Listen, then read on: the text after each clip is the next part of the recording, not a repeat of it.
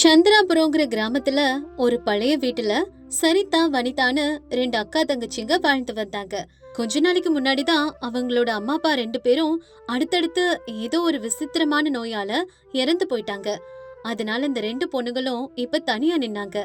அவங்களுக்கு மிச்சம் இருந்தது இந்த பழைய வீடும் அதுக்கு பின்னாடி இருந்த அந்த சின்ன கொல்லப்புற தோட்டமும் தான்.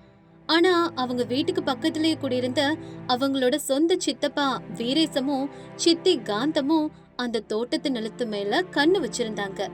எப்படியாவது அந்த நிலத்தை ஏமாத்தி பிடுங்கிக்கணும்னு அவங்க தொடர்ந்து சதி வேலை பண்ணிக்கிட்டே இருந்தாங்க. அக்கா, இன்னும் ஒரு மாசத்துக்கு தேவையான அரிசி மட்டும்தான் நம்ம வீட்டுல இருக்கு. அப்பா இருந்தப்போ நமக்கு இந்த கஷ்டம்னா என்னன்னே தெரியல. இப்ப வரப்போற நாட்களை எப்படி ஓட்ட போறோன்னே தெரியலக்கா. ரொம்ப கஷ்டமா இருக்கு. கவலைப்படாத வனிதா, அம்மா அப்பா நம்ம கூட இல்லைனாலும் அவங்களோட ஆசீர்வாதம் எப்போ நம்ம கூட இருக்கும். நம்ம ஏதாவது ஒரு வேலை செஞ்சு சம்பாதிச்சு அது மூலமா நம்மள பாத்துக்கலாம். ஒன்னும் பிரச்சனை இல்ல, பயப்படாத. ஆனா நமக்கு என்ன வேலை தெரியும்க்கா?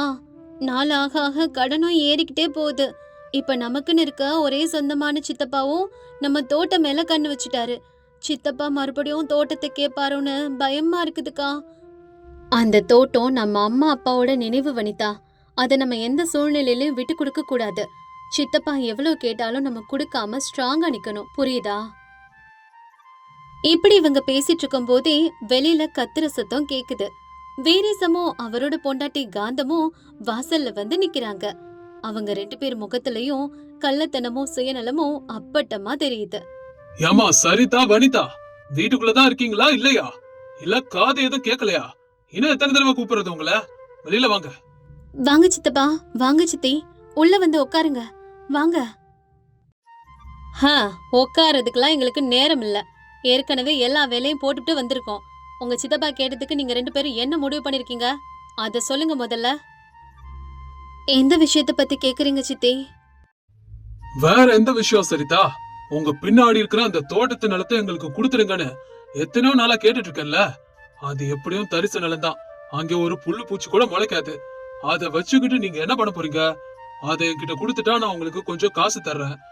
அதை வச்சு உங்க கஷ்டத்தெல்லாம் தீர்த்துக்கலாம்ல. இல்ல சித்தப்பா, நாங்க ஏற்கனவே சொல்லிட்டோம்ல. அந்த நிலம் வெறும் மண் இல்ல, எங்க அம்மா அப்பாவோட நினைவு. அவங்க அந்த இடத்துல எவ்வளவு ஆசையா செடிங்கெல்லாம் நட்டாங்க. அதை விற்க நாங்க தயாரா இல்ல சித்தப்பா. எங்க கிட்ட இத பத்தி கேட்காதீங்க. என்னது நினைவுகளா? காலையில எந்திரிச்சா திங்கிறதுக்கு சோறு இல்ல, ஆனா உங்களுக்கு நினைவுகள் கேக்குதா? பசி எடுத்தா அந்த நினப்புகளை தின்னு வயித்த நிரப்பிப்பீங்களா என்ன? கொஞ்சமாச்சும் புத்தி வேண்டாமா பிள்ளைகளா உங்களுக்கு? இங்க பாரு சரிதா, உன் சித்தி சொல்றது கரெக்ட். இந்த காலத்துல இப்படிலாம் பிடிவாதம் பிடிச்சா சரிப்பட்டு வராது. அந்த நிலம் உங்ககிட்ட இருக்கறதுனால உங்களுக்கு ஒரு பிரயோஜனம் இல்ல. எங்க கிட்ட கொடுத்தா எங்களுக்கு யூஸ் ஆகும், உங்களுக்கு காசும் கிடைக்கும். எங்களை மன்னிச்சிடுங்க சித்தப்பா. எங்க உயிரே போனாலும் அந்த நிலத்தை மட்டும் நாங்க யாருக்கும் கொடுக்க மாட்டோம். தயவு செஞ்சு எங்களை இந்த விஷயத்துல மறுபடியும் தொந்தரவு பண்ணாதீங்க. ஓ அப்படியா? பாத்துக்கிறேன். எவ்வளவு நாள் பசியோட தவிச்சு அந்த நிலத்தை காப்பாத்துறீங்க நானும் பாக்குறேன். என் பேச்ச கேக்கலனா ஒரு நாள் என் காலடிக்கு வருவீங்க, அப்ப தெரியும். அப்படி சொல்லிட்டு வீரேசமும் காந்தமும் கோபத்துல கத்திக்கிட்டே அங்கிருந்து போயிடுறாங்க. சரிதாவும் வனிதாவும் அவங்க பேசினதை கேட்டு வருத்தப்பட்டாலும் தங்களோட முடிவுல உறுதியா இருந்தாங்க. அப்படியே நாட்கள் போச்சு. அப்ப அந்த ஊருக்கு ஒரு பாட்டி வந்தாங்க. அவங்க ரொம்ப பசியோட இருந்ததால வீரேசத்தோட வீட்டு வாசல்ல போய் இப்படி கேட்டாங்க. ஐயா சாமி, பல நாளா சாப்பிடலங்க சாமி, பசியால வயிறு எரியுது. கொஞ்சம் சாப்பாடு இருந்தா கொடுங்க சாமி, சோறு இருந்தா கொஞ்சம் போடுங்க சாமி, உங்களுக்கு புண்ணியமா போகும். ஏய் கழுவி, விடிஞ்சதும் விடியாதமா வீட்டு வாசல்ல நின்னு தரித்திரம் பிடிச்ச மாதிரி கத்திட்டு இருக்க. அங்கிட்டு போ, சாப்பாடு எல்லாம் ஒண்ணும் கிடையாது. முதல்ல இடத்த காலி பண்ண. ஐயோ சாமி, அப்படி சொல்லாதீங்க தெய்வமே. கஞ்சி தண்ணி இருந்தா கூட கொடுங்க, எனக்கு உடம்பு முடியல சாமி, உங்களுக்கு புண்ணியமா போகும், கொஞ்சம் ஏதாவது கொடுங்க. ஏய், உன்னோட என்ன தொல்லையா போச்சு? ஒரு வாட்டி சொன்னா காதுல விழாதா? வேலை வெட்டி இல்லாம பிச்சை எடுக்கிறவங்க எல்லாம் எங்க வீட்டுக்கு தான் வரணுமா என்ன? மரியாதை இங்க இருந்து போயிடு, இல்ல தொடப்பத்தை எடுத்து சாத்தி போடுவேன். கிளம்படி முதல்ல. சரிம்மா, இதுக்கப்புறம் கடவுள் தான் அதெல்லாத்தையும் பாத்துக்கணும். அப்படி சொல்லிட்டு பாட்டி வெளியே வந்துடுறாங்க. ரொம்ப சோர்வோட இருந்ததுனால அடுத்த வீட்டுல நின்னு கத்த ஆரம்பிக்கிறாங்க. அம்மா தாயே, யாராவது இருக்கீங்களா? கொஞ்சம் சோறு போட்டு என் உயிரை காப்பாத்துங்கம்மா, ரொம்ப முடியல தாயே. பாட்டியோட சத்தத்தை கேட்டு சரிதாவும் வனிதாவும் வீட்டுக்குள்ள இருந்து வெளியே வந்தாங்க. சரிதா அந்த பாட்டிய பார்த்து இப்படி சொல்றா, ஐயோ உன்னை பார்த்தாவே பாவமா இருக்கு பாட்டி. வா வந்து உள்ள உட்காரு, நாங்க சமைச்சிருக்கோம், சாப்பிடலாம். வா பாட்டி, உள்ள வா. அக்கா, நம்ம வீட்ல இருக்கிறதே கொஞ்சோண்டு சாப்பாடு மட்டும்தான், அதையும் பாட்டி கொடுத்துட்டா நமக்கு என்ன பண்றது? பரவாயில்ல வனிதா, நாம ஒருவேளை பட்டினியா இருந்தாலும் பரவாயில்ல. பசியோட நம்ம வாசலுக்கு வந்து இந்த பாட்டிய வெறும் வயித்தோட அனுப்ப கூடாது. உள்ள இருக்க சாப்பாடையும் கொஞ்சம் குழம்பையும் எடுத்து வை. போ, நான் கூட்டிட்டு வரேன். சரிக்கா, நீ சொன்னபடியே நான் செய்யறேன்க்கா.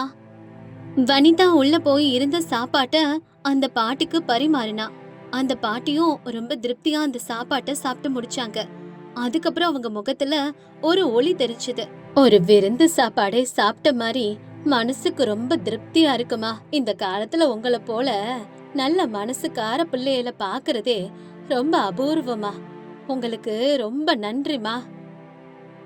இந்த சின்ன விஷயத்துக்கு எதுக்கு பாட்டி நன்றி? எங்க கிட்ட இருந்தது உங்களுக்கு கொடுத்தோம். அப்போ பாட்டி ஒரு சின்ன பைய கொடுத்து இப்படி சொல்றாங்க, இந்தாங்கம்மா, இந்த பைய வச்சுக்குங்க. இதுல கொஞ்சம் விதைங்க இருக்கு. இத உங்க வீட்டு தோட்டத்துல நடுங்க. உங்களுக்கு எல்லாமே நல்லபடியா நடக்கும். உங்க கஷ்டமெல்லாம் தீந்துடுமா. கவலைப்படாதீங்கம்மா, சரியா? என்ன பாட்டி, என்ன விதைங்க இருக்கு இதுல? நான் சொன்னதை செய்யுங்கம்மா, காலமே உங்களுக்கு பதில் சொல்லும். கவலைப்படாதீங்கம்மா, எல்லாம் நல்லபடியா நடக்கும். அப்படி சொன்ன பாட்டி அங்கிருந்து கிளம்பிட்டாங்க. ஆனா கொஞ்ச நேரத்திலே அவங்க எங்க போனாங்கன்னு தெரியாத அளவுக்கு மாயமா மறைஞ்சிட்டாங்க. சரிதாவும் வனிதாவும் அந்த பையவே ஆச்சரியமா பார்த்தாங்க. அக்கா, இந்த பையில என்ன இருக்குன்னு பாக்கலாமாக்கா? பாரு வனிதா. வனிதா பைய திறந்து பார்த்துட்டு, அக்கா, இதுல சாதாரண கத்திரிக்காய் விதைங்க தான் இருக்கு. அந்த பாட்டிக்கு லூசோ என்னவோ, இந்த கத்திரிக்காய் விதைங்களை வச்சு நம்ம கஷ்டம் எல்லாம் எப்படிக்கா தீரும்? அப்படி சொல்லக்கூடாது வனிதா. அவங்க எவ்வளவு நம்பிக்கையோட கொடுத்தாங்க. எப்படியும் நம்ம தோட்டம் சும்மா தானே கிடக்கு. இத நட்டு வளர்ப்போம், என்ன நடக்குதுன்னு பாக்கலாம். இத நட்டு என்னக்கா பண்ண போறோம்? இந்த தரிசு நிலத்துல என்ன முளைக்க போகுது? ஏனோ எனக்கு இதுங்க மேல எல்லாம் எதுவுமே நம்பிக்கை இல்ல. அப்படி சொன்ன வனிதா அந்த விதைங்களை தூக்கி கோபமா அந்த நிலத்திலே எரிச்சா. ஐயோ வனிதா, ஏன் இப்படி தூக்கி எரிஞ்ச? சரி, போனா போகுது, எப்படியோ தரையில விழுந்துச்சே, அது வரைக்கும் ஒன்னும் பிரச்சனை இல்ல. அன்னைக்கு ராத்திரி எதிர்பாராத விதமா அந்த ஊர்ல பயங்கர மழை பெஞ்சுது. அடுத்த நாள் காலையில வனிதா தோட்டத்துக்கு போனா. அங்கிருந்த காட்சிய பார்த்து அவளுக்கு பேச்சே வரல.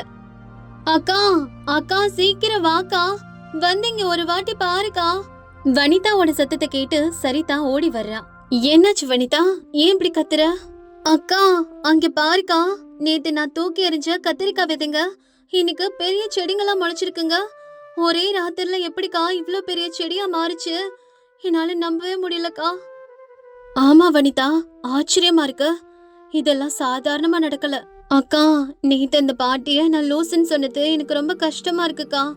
அந்த பாட்டி கடவுள் போலக்கா. இப்படி இருக்க அடுத்த நாள் காலையிலே அந்த செடிகள்ல இருந்து பலபலன்னு பெரிய பெரிய கத்திரிக்காய்கள் காய்ச்சிருந்தது. அந்த கத்திரிக்காய்கள் பாக்குறதுக்கே அவ்வளோ அழகா இருந்துச்சு. சரியா அதே நேரத்துல வீரேசம் மறுபடியும் அந்த நிலத்தை கேக்குறதுக்காக வந்தான். ஆனா இந்த கத்திரி தோட்டத்தை பார்த்து அவனுக்கு ஒரே அதிர்ச்சி. என்ன இது, இந்த நிலத்துல ஒரு புல்லு கூட முளைக்காது. அப்படிப்பட்ட இடத்துல ஒரே ராத்திரில எப்படி இவ்வளவு பெரிய தோட்டம் வந்துச்சு? என்ன நடக்குதுங்க? ரெண்டு பேரும் சேர்ந்து மந்திரம் கிந்திரம் போட்டீங்களா என்ன? இது எங்க அம்மா அப்பாவோட ஆசீர்வாத சித்தப்பா. எங்க நிலம் தரிசு நிலம் இல்லன்னு நிரூபிக்கிறதுக்காக கடவுளே இந்த தோட்டத்தை எங்களுக்கு கொடுத்திருக்காரு. என்னங்க இது, திடீர்னு இவ்வளவு பெரிய தோட்டம் எப்படி வந்துச்சு?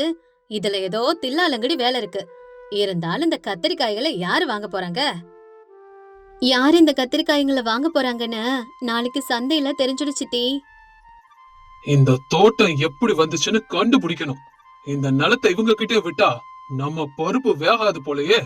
இப்படி வீரேசம் தனக்குள்ளே பேசிக்கிறான். அதுக்கப்புறம் அக்கா தங்கச்சிங்க ரெண்டு பேரும் அந்த கத்திரிக்காய்களை பறிச்சு கூடையில எடுத்துக்கிட்டு சந்தைக்கு கிளம்புறாங்க. கத்திரிக்காய பார்த்துட்டு ஜனங்கள் போட்டி போட்டு வாங்கிக்கிட்டாங்க. இவங்களுக்கு நிறைய காசும் கிடைச்சது. பாத்தியா வனிதா, நமக்கு எவ்வளவு காசு வந்திருக்குன்னு. இன்னைக்கு வீட்டுக்கு தேவையான அரிசி பருப்பெல்லாம் வாங்கிக்கலாம், சரியா? ஆமாக்கா, இந்த கத்திரிக்காய் நிஜமாவே மேஜிக் கத்திரிக்காய் தான். இவ்வளவு பளபளப்பான கத்திரிக்காவ ஜனங்க பார்த்ததே இல்லையா. சரி சரி வனிதா, ஆனா நம்ம இந்த காசை வீணாக்க கூடாது, ஜாக்கிரதையா சேர்த்து வைக்கணும், சரியா? அப்படியே அக்கா தங்கச்சி 2 பேரும் சந்தோஷமா வீட்டுக்கு வந்து தூங்குறாங்க. ஆச்சரியப்படுற விதமா இப்படி ஒவ்வொரு நாள் காலையிலயும் அந்த செடிங்கள்ல இருந்து மறுபடியும் கத்தரிக்காய் காய்ச்சிக்கிட்டே இருந்தது. சரிதா வனிதா தினமும் கத்தரிக்காய பறிக்கிறது, சந்தையில விக்கிறது, வர்ற காசு ஜாக்கிரதையா சேமிக்கிறதுன்னு வழக்கமா வச்சுக்கிட்டாங்க. இதனால கொஞ்ச நாட்கள்லயே அவங்களுடைய வறுமை மொத்தமா காணாம போயிடுச்சு. அக்கா, இது வரைக்கும் நமக்கு இருந்த கடன் எல்லாம் தீர்த்துட்டோம். இப்ப நம்ம கிட்ட காசும் இருக்கு. ஆமா வனிதா, ஆனா நம்ம எப்பவுமே இந்த தோட்டத்தை நம்பியே வாழ முடியாதுல்ல. இந்த காசை வச்சு நம்ம ஏதாவது சுய தொழில் கத்துக்கணும், நம்ம சொந்த கால்ல நிக்கணும். நான் என்ன சொல்றேன்னு புரியுதா? நல்லா புரியுதுக்கா. நீ தையல் கத்துக்கிறேன்னு சொன்னல, நாளையில இருந்து டவுனுக்கு போய் கத்துக்கோ. நான் எம்ப்ராய்டரி வேலை கத்துக்கிறேன், சரியாக்கா? ரொம்ப நல்ல ஐடியா வனிதா. நாளையே நான் போய் ஒரு தையல் மிஷினும் வாங்கிக்கிறேன். நீயும் எம்ப்ராய்டரிக்கு தேவையான திங்ஸ் எல்லாம் வாங்கிக்கோ, சரியா? சரிதா தையல் வேலை கத்துக்கிட்டு தையல் மிஷின் வாங்கினா. வனிதா எம்ப்ராய்டரி டிசைன் போடுறத கத்துக்கிட்டா. 2 பேரும் தங்களோட சொந்த உழைப்புல சம்பாதிக்க ஆரம்பிச்சாங்க. சரியா அவங்க தங்களோட சொந்த கால்ல நின்ன அந்த நாள்ல தோட்டத்துல இருந்த அந்த மேஜிக் கத்தரிக்காய் காய்க்கிறது திடீர்னு நின்னு போயிடுச்சு.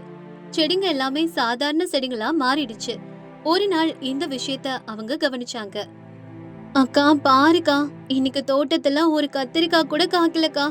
நேத்து வரைக்கும் அவ்வளோ பச்சையா மின்ன செடிங்க இப்ப ஏனோ வாடி போய் இருக்குதுங்கக்கா. எனக்கு கஷ்டமா இருக்குக்கா. வருத்தப்படாத வனிதா, நமக்கு கஷ்டம் இருக்க வரைக்கும் இந்த தோட்டம் நமக்கு உதவுச்சு. இப்ப நம்ம சொந்தமா சம்பாதிக்க கத்துக்கிட்டோம், நம்ம கால்ல நம்ம நின்னுட்டோம்ல. அதனால இந்த மேஜிக் கத்திரிக்காய் போயிருச்சோ என்னவோ. ஆமாக்கா, ஆனா இந்த தோட்டம் நம்மள இது வரைக்கும் காப்பாத்தின தெய்வம். இதுக்கு நம்ம எப்பவும் கடமைப்பட்டிருக்கோம். ஆமா, இனிமே நம்ம நம்மளோட சொந்த உழைப்ப நம்பி வாழணும். நம்ம உழைப்பு தான் நமக்கு எப்பவும் துணை, சரியா? இங்க இப்படி இருக்க வீரேசத்தோட வயல்ல பயிர்கள் எல்லாமே பூச்சி விழுந்து நாசமா போயிடுச்சு. அவன் கடன்காரன் ஆயிட்டான். பண்றதுக்கு வேலை ஒண்ணும் இல்லாததால ஒரு நாள் சரிதா வனிதா கிட்ட வந்து நின்னான். அவனோட முகத்துல பழைய திமிர் இல்ல, தப்பு பண்ணிட்டோமேங்கிற குற்ற உணர்ச்சி தான் இருந்தது. சரிதா வனிதா, என்ன மன்னிச்சிடுங்கம்மா. உங்ககிட்ட நான் ரொம்ப தப்பா நடந்துகிட்டேன். உங்க நிலத்தை பிடுங்கிக்க பார்த்தேன். ஆனா இப்ப என் வயல்ல பயிரெல்லாம் நாசம் ஆயிடுச்சு. திங்கிறதுக்கு ஒரு நெல்மணி கூட இல்லம்மா. ரொம்ப கஷ்டமா இருக்குமா. என்ன பண்றதுன்னு தெரியல. ஐயோ சித்தப்பா, அப்படி சொல்லாதீங்க. நீங்க எங்களுக்கு அப்பா மாதிரி. உங்க கஷ்டத்தை பார்த்துட்டு நாங்க எப்படி சும்மா இருப்போம்? ஆமா சித்தப்பா, பழைய கதெல்லாம் மறந்துடுங்க. இப்போ உங்களுக்கு என்ன உதவி வேணும் சொல்லுங்க. என் வயல்ல பயிர் விலைய ஏதாவது வழி இருந்தா சொல்லுங்கம்மா. உங்க தோட்டத்துல அந்த மேஜிக் கத்திரிக்காய் இருக்குல்ல, அதுல விதை கொஞ்சம் தந்தா என் வயல்ல நடுவேன். அது மூலமா பயிர் விளையலாமா, அதான் கேக்குறேன். ஆனா சித்தப்பா, அந்த தோட்டோப்ப காக்கிறது நிறுத்திடுச்சு. இருந்தாலும் நான் ஒரு வாட்டி போய் பாக்குறேன். அப்படி சொன்ன சரிதா தோட்டத்துக்கு போய் தேடினா. ஆச்சரியமா ஒரே ஒரு செடியோட நுனியில மட்டும் ஒரே ஒரு கத்திரிக்காய் இருந்துச்சு. சரிதா அந்த கத்திரிக்காய பறிச்சுட்டு வந்து வீரசத்தோட கையில கொடுத்தா. இதோ சித்தப்பா, இந்த தோட்டத்துல மிச்சம் இருக்கிற கடைசி கத்திரிக்காய் இதுதான். இதுக்குள்ள இருக்கிற விதைய உங்க வயல்ல நடுங்க. ரொம்ப நன்றிமா சரிதா, இன்னைக்கே இத போய் நடுற. ஆனா சித்தப்பா, ஒரு கண்டிஷன். இந்த விதை முளைக்கணும்னா உங்க மனசுல எந்த ஒரு கெட்ட எண்ணமும் இருக்க கூடாது. அடுத்தவங்களை ஏமாத்தணுங்கிற நினைப்போ சுயநலமோ இருக்க கூடாது. வெறும் உழைக்கணுங்கிற ஆசையோட மட்டும்தான் இத நடணும், சரியா? அப்பதான் அது முளைக்கும். கண்டிப்பாமா சரிதா, என் தப்ப நான் உணர்ந்துட்டேன். இனிமே என் வாழ்க்கையில யாருக்கும் எந்த கெடுதலும் செய்ய மாட்டேமா. என் உழைப்ப மட்டும்தான் நம்புவேம்மா. என்ன மன்னிச்சிடுங்க. சரிதா சொன்ன மாதிரியே வீரேசம் கள்ளமில்லாத மனசோட அந்த விதைகளை தன்னோட வயல்ல நட்டான். கொஞ்ச நாட்கள்லயே அவனோட வயல்ல சூப்பரான கத்திரிக்காய் விளைச்சல் தந்தது. அவனோட கடன் எல்லாம் தீர்ந்தது. வீரேசத்தோட மனசு மொத்தமா மாறி போயிடுச்சு. அவன் சரிதா வனிதாவ தன்னோட சொந்த மகளுங்க மாதிரி பார்க்க ஆரம்பிச்சான். கொஞ்ச மாசங்களுக்கு அப்புறம் வீரேசம் நல்ல இடமா பார்த்து சரிதா வனிதாவுக்கு ரொம்ப கிராண்டா கல்யாணம் பண்ணி வச்சான். அம்மா சரிதா வனிதா, இன்னையோட என் கடமை தீர்ந்ததுமா. உங்க அப்பாவோட ஸ்தானத்துல இருந்து உங்களுக்கு கல்யாணம் பண்ணி வச்சது எனக்கு புண்ணியம்மா. சந்தோஷமா இருங்கம்மா. எங்களுக்கு ரொம்ப சந்தோஷமா இருக்கு சித்தப்பா. எங்க அப்பா இல்லாத குறைய நீங்க தீர்த்து வச்சிட்டீங்க. ஆமா சித்தப்பா, இன்னைக்கு எங்க அம்மாவும் அப்பாவும் மேல இருந்து இதெல்லாம் பார்த்து ரொம்ப சந்தோஷப்படுவாங்க. உங்க 2 பேரோட நல்ல மனசுதாமா இன்னைக்கு நம்ம குடும்பத்தை சேர்த்து வச்சிருக்கு. எப்பவும் நீங்க 2 பேரும் இதே போல சந்தோஷமா இருங்க. இப்படித்தான் இந்த அக்கா தங்கச்சி 2 பேரும் அவங்களோட நல்ல குணத்தால அவங்களோட கஷ்டத்தை ஜெயிச்சது மட்டும் இல்லாம தங்களையே அழிக்க நினைச்ச சித்தப்பாவோட மனசையும் மாத்தி காட்டிட்டாங்க. அந்த பாட்டி கொடுத்த வரமான அந்த மேஜிக் கத்திரிக்காய் தோட்டம் மறைஞ்சாலும் இவங்களுடைய சொந்த உழைப்பே இவங்களுக்கு நிரந்தரமான சந்தோஷத்தை கொடுத்தது.